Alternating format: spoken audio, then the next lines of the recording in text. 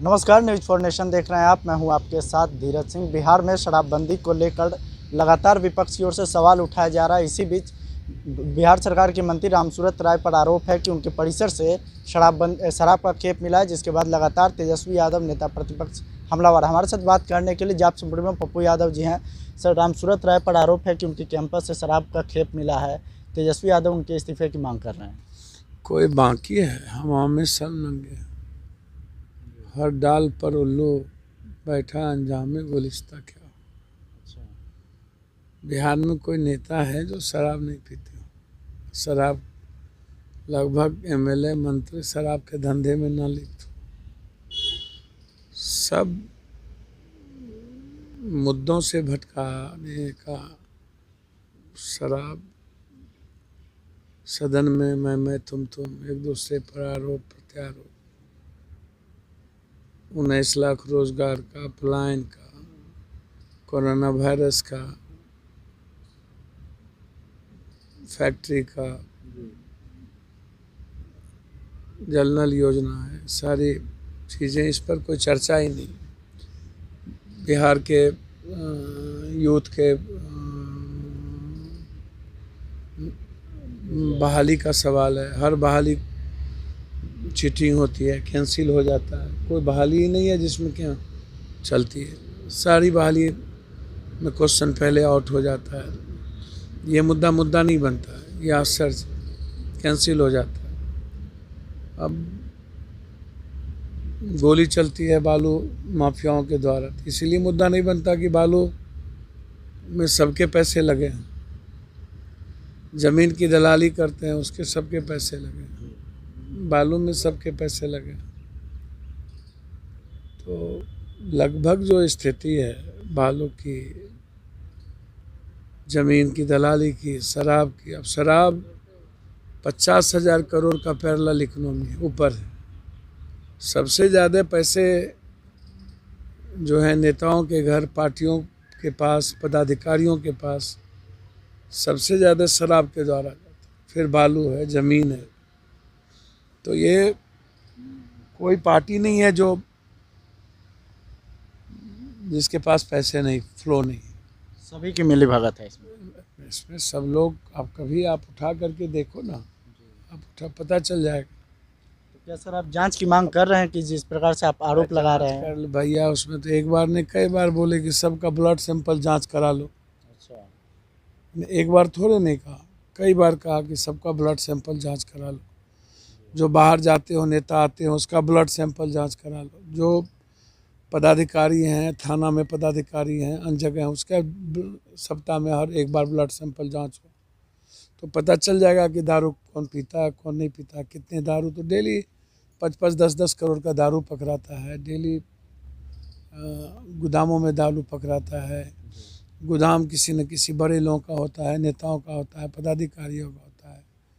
कहते हैं दारू में हमने इतने लाख पकड़े, तो सब पीने वाले को पकड़े, किसी का आपने अकाउंट सीज नहीं किया। किसी नेताओं की और पदाधिकारियों का आपने ये ईडी से जांच नहीं करवाया कि इतने अकूट संपत्ति कहाँ से आ गए। 15 सालों के अंदर ज़मीन की इतनी रजिस्ट्री हुई है, नेता और पदाधिकारियों ने इतना ज़मीन लिया है, तो उसके रिश्तेदार और ख़ानदानों के नाम से पूरी ज़मीन का पता कर लो। रजिस्ट्री ऑफिस में ऑनलाइन है कि कितनी रजिस्ट्री, ज़मीन की रजिस्ट्री हुई, पता चल जाएगा।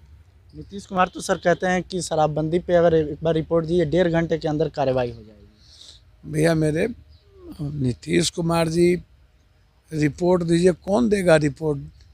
दरोगा बिछवाते ही हैं, पोस्टिंग आपके पदाधिकारी करते ही हैं, डीएसपी उत्पाद निषेध पैसा लेता ही है, एसपी सब लोग इन्वॉल्व हैं। आप सस्पेंड करेंगे नहीं। 6 महीना के अंदर आप जो शराब बिछवाता है, जहरीला शराब भट्टी गाँव में चल रहा है, किसको पता नहीं है? सरकार को पता नहीं है, कौन रिपोर्ट देगा? सरकार की आईबी है, इंटेलिजेंस है, सीआईडी है। तो सरकार जब खुद ही है तो कौन रिपोर्ट देगा? ये तो गलत बात है ना। नीतीश कुमार जी के जो पदाधिकारी चारों तरफ से घेरे हुए हैं, वही नीतीश कुमार जी को सही चीज़ों की ओर जाने नहीं दे रहे हैं। अब एक चीज़ों पर जिद पर आप अड़े हुए हैं, तो आप डेडलाइन दीजिए कि इसके बाद दारू नहीं बिकेगा, डेडलाइन दीजिए कि कोई हत्या नहीं होगी, डेडलाइन दीजिए कि अपराध नहीं होगा, डेडलाइन दीजिए कि कोई मासूम बच्ची का बलात्कार नहीं होगा। पूरा अपराध पर बिहार जल रहा है, उस पर चर्चा नहीं होती। पूरा माफिया लोग इन्वॉल्व है, उस पर चर्चा नहीं होती। पर इसको लेकर बिहार विधानसभा में काफ़ी गहमा गहमी देखने को मिल रहा है। रामसूरत राय मंत्री है, वो तो लालू प्रसाद के परिवार पर पूरा सवाल उठा रहे हैं। भैया सवाल उठता है कौन यादव है, कौन नहीं है, कौन 7 खानदान है, कौन 10 खानदान, ये सब निजी जीवन पर हमला नहीं करना चाहिए किसी को भी। निजी जिंदगी का कोई औचित्य नहीं है। राजनीति में व्यक्तिगत जीवन से बचना चाहिए। और मैं आज भी कह रहा हूँ कि सवाल कुछ है, सवाल मुद्दा कुछ है, मुद्दा आप कुछ उठा देते हैं। शराब पकड़ाया, उनके भाई पर कार्रवाई होना चाहिए।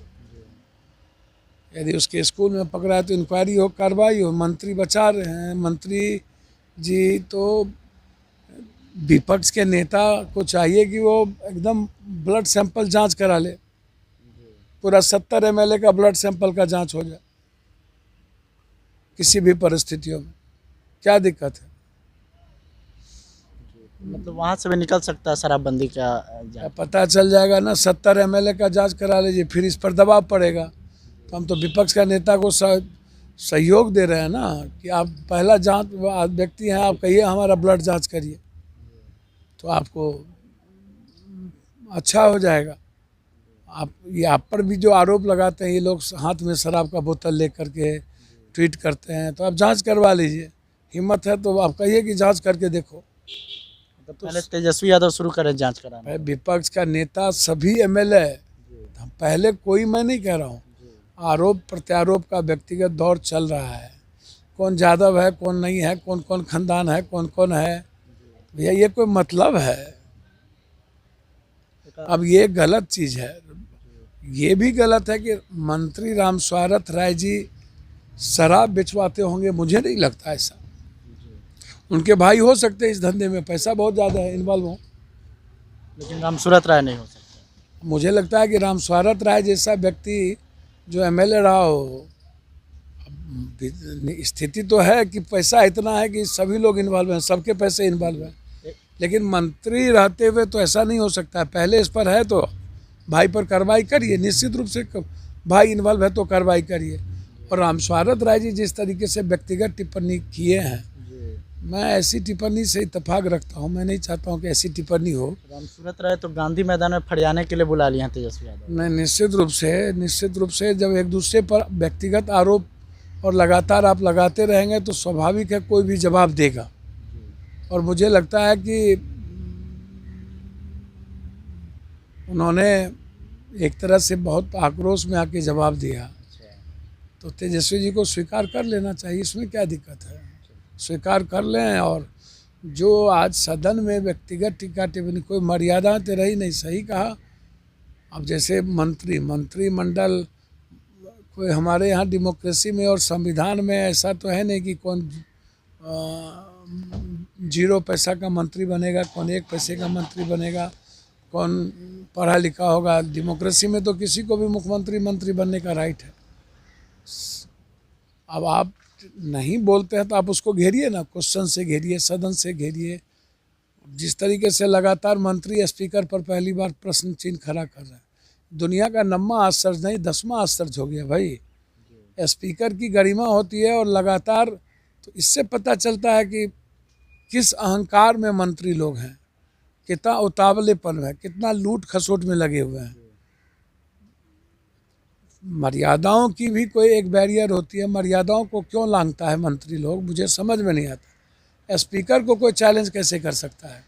आसन को चैलेंज करने की हिम्मत तो सर्वोच्च न्यायालय और हाईकोर्ट को नहीं है। मंत्री कह देगा कि ज़्यादा उन्माद ही मत और ज़्यादा ये मत दिखाइए, तो ऐसे मंत्री को तो बर्खास्त किया जाना चाहिए जो मंत्री स्पीकर को चैलेंज कर देता हो सदन में। इससे पहले भी 2 मंत्री ने स्पीकर के बारे में टिप्पणी की कि मंत्री स्पीकर मंत्रियों को डांटते हैं। तो आप जवाब नहीं दीजिएगा तो स्वाभाविक है स्पीकर आपसे पूछेगा, आपसे कहेगा। आप यदि विधानसभा के कार्रवाई के तहत काम नहीं कीजिएगा, उसका जो लॉ है तो उस गाइडलाइंस में रहने के लिए स्पीकर तो बोलेंगे। तो इसलिए क्षमा मांगना चाहिए, नहीं तो ऐसे मंत्रियों को बर्खास्त करना चाहिए। शुक्रिया सर।